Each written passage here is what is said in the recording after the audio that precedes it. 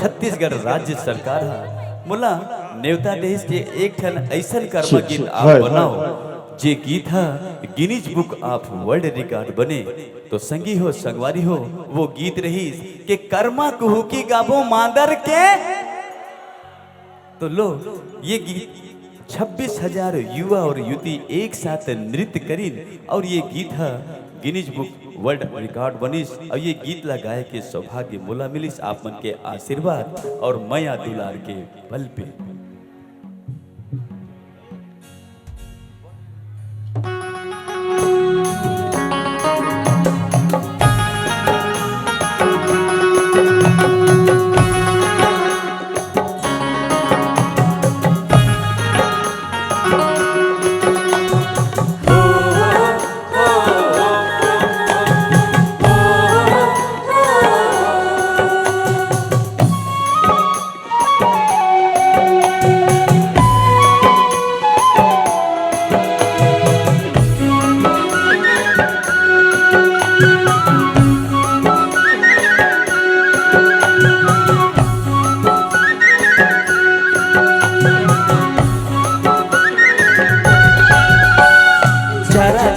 देवता है तोला ये जावारा तेरे माथे में बर चले अबे हमर पारा जाना रे संगी महा तोरी सारा तेरे माथे में बर चले अबे हमर पारा।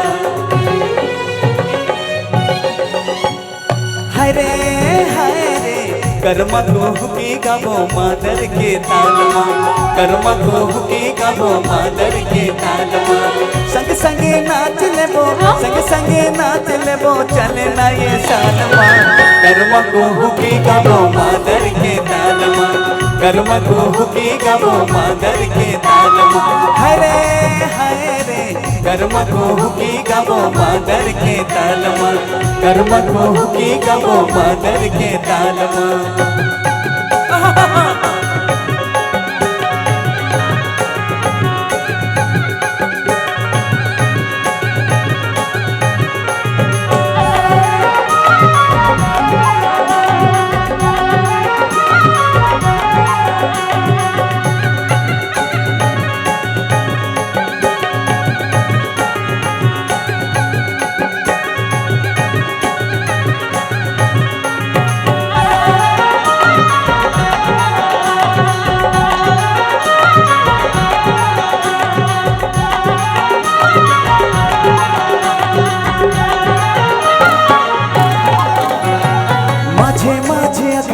मकर माँ के डार हो एकादशी भादो के हमर ये तिहार हो।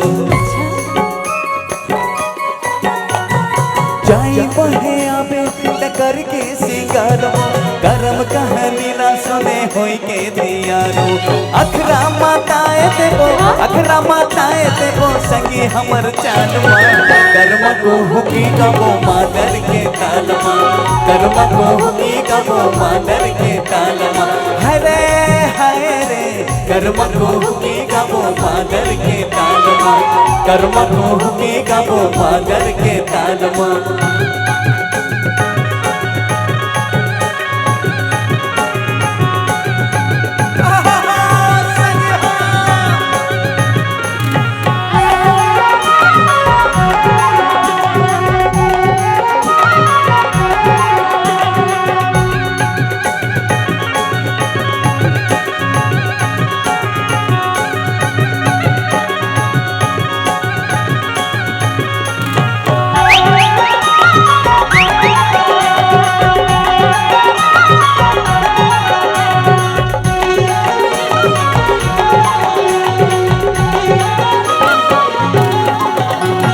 कतिक सुंदर संगवारी हवे हमर रीत हो बड़ा मजेदार हमर कर्मा के गीत हो।